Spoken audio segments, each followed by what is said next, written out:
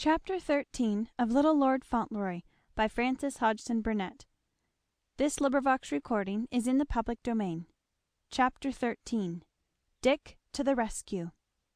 Of course, as soon as the story of Lord Fauntleroy and the difficulties of the Earl of Dorincourt were discussed in the English newspapers, they were discussed in the American newspapers. The story was too interesting to be passed over lightly, and it was talked of a great deal. There were so many versions of it that it would have been an edifying thing to buy all the papers and compare them. Mr. Hobbs read so much about it that he became quite bewildered. One paper described his young friend Cedric as an infant in arms, another as a young man at Oxford, winning all the honours and distinguishing himself by writing Greek poems. One said he was engaged to a young lady of great beauty, who was the daughter of a duke. Another said he had just been married. The only thing, in fact, which was not said, was that he was a little boy between 7 and 8, with handsome legs and curly hair. One said he was no relation to the Earl of Dorincourt at all, but was a small impostor who had sold newspapers and slept in the streets of New York before his mother imposed upon the family lawyer, who came to America to look for the Earl's heir. Then came the descriptions of the new Lord Fauntleroy and his mother.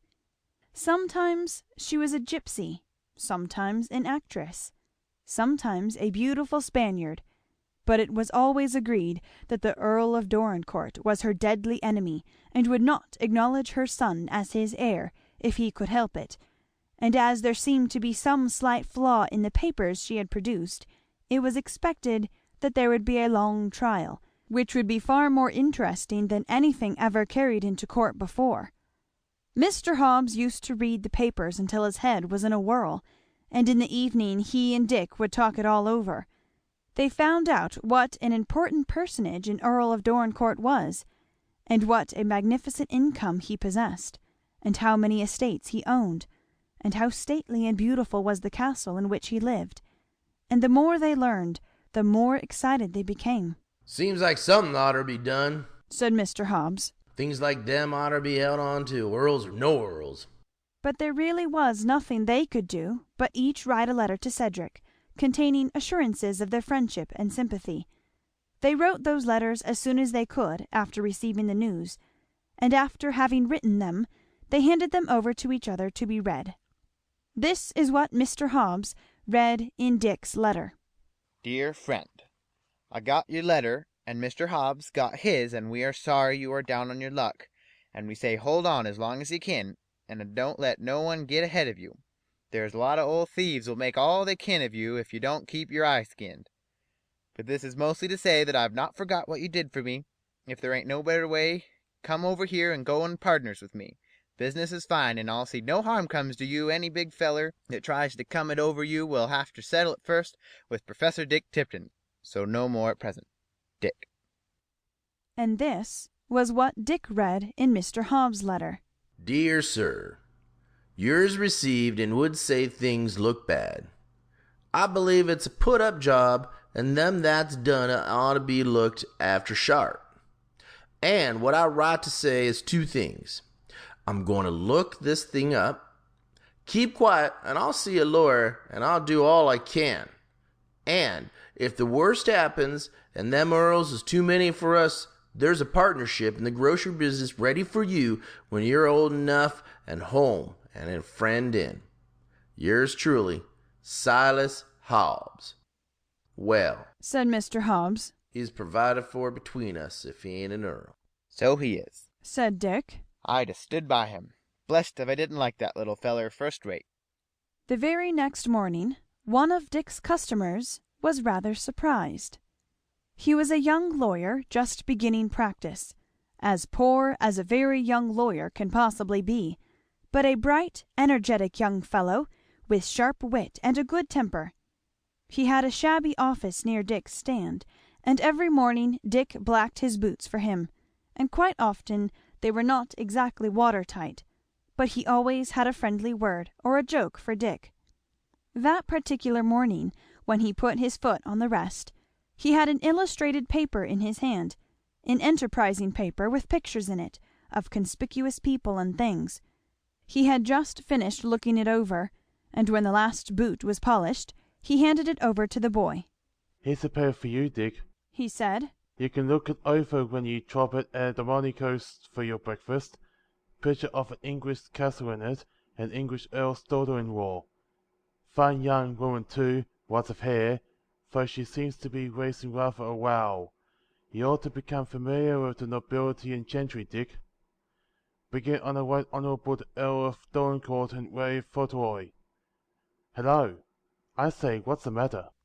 The pictures he spoke of were on the front page, and Dick was staring at one of them with his eyes and mouth open, and his sharp face almost pale with excitement. "What's the pay, Dick?" said the young man. "What has paralyzed you?" Dick really did look as if something tremendous had happened. He pointed to the picture under which was written, "Mother of Claimant, Lady Fauntleroy." It was the picture of a handsome woman with large eyes and heavy braids of black hair wound around her head. Her! said Dick. I know her better than I know you. The young man began to laugh. "Where did you meet her, Dick? He said. At Newport? Or when you went over to Paris the last time?" Dick actually forgot to grin. He began to gather his brushes and things together, as if he had something to do which would put an end to his business for the present. Never mind. He said. I know her, and I've struck work for this morning. And in less than 5 minutes from that time he was tearing through the streets on his way to Mr. Hobbs in the corner store. Mr. Hobbs could scarcely believe the evidence of his senses when he looked across the counter and saw Dick rush in with the paper in his hand. The boy was out of breath with running, so much out of breath, in fact, that he could scarcely speak as he threw the paper down on the counter. "Hello? Exclaimed Mr. Hobbs. Hello? What you got there?" Look at it. Panted Dick. Look at that woman in that picture. That's what you look at it. She ain't no aristocat, she ain't. With withering scorn. She's no lord's wife. You may eat me if it ain't Minna. Minna! I'd know her anywhere, and so'd Ben. Just ask him. Mr. Hobbs dropped into his seat. "I knowed it was a put-up job. I knowed it. He said. And they done it on account of him being American." Done it? Cried Dick with disgust. She done it, that's who done it. She was allers up to her tricks, and I'll tell you what came to me the minute I saw her picture. There was one of them papers we saw had a letter in it that said something about her boy, and it said he had a scar on his chin. Put them two together, her and that there scar, why that there boy hers ain't no more a lord than I am. It's Ben's boy, the little chap she hit when she let fly that plate at me. Professor Dick Tipton had always been a sharp boy, and earning his living in the streets of a big city had made him still sharper. He had learned to keep his eyes open and his wits about him, and it must be confessed he enjoyed immensely the excitement and impatience of that moment. If little Lord Fauntleroy could only have looked into the store that morning, he would certainly have been interested, even if all the discussion and plans had been intended to decide the fate of some other boy than himself. Mr. Hobbs was almost overwhelmed by his sense of responsibility, and Dick was all alive and full of energy. He began to write a letter to Ben, and he cut out the picture and enclosed it to him, and Mr. Hobbs wrote a letter to Cedric and one to the Earl. They were in the midst of this letter writing when a new idea came to Dick. Say, He said, fellow that gave me the paper, he's a lawyer. Let's ask him what we'd better do. Lawyers knows it all. Mr. Hobbs was immensely impressed by this suggestion and Dick's business capacity. "That's so. He replied, This here calls for a lawyer." and leaving the store in the care of a substitute, he struggled into his coat and marched downtown with Dick, and the two presented themselves with their romantic story in Mr. Harrison's office, much to that young man's astonishment. If he had not been a very young lawyer, with a very enterprising mind, and a great deal of spare time on his hands, he might not have been so readily interested in what they had to say, for it all certainly sounded very wild and queer. But he chanced to want something to do very much, and he chanced to know Dick, and Dick chanced to say his say in a very sharp, telling sort of way.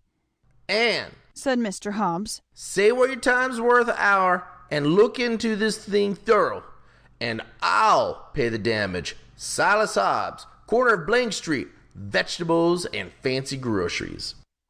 Well, said Mr. Harrison. it will be a big thing if it turns out all right, and it will be almost as big a thing for me as for Lord Fauntleroy.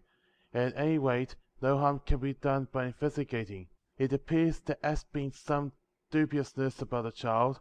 The woman contradicted herself in some of her statements about his age, and there was suspicion. The first persons to be written to are Dick's brother and Earl of Dorincourt's family lawyer. And actually, before the sun went down, 2 letters had been written, and sent in 2 different directions, one speeding out of New York harbor on a mail steamer on its way to England, and the other on a train carrying letters and passengers bound for California. And the first was addressed to T. Havisham, Esquire, and the second to Benjamin Tipton. And after the store was closed that evening, Mr. Hobbs and Dick sat in the back room and talked together until midnight. End of chapter 13.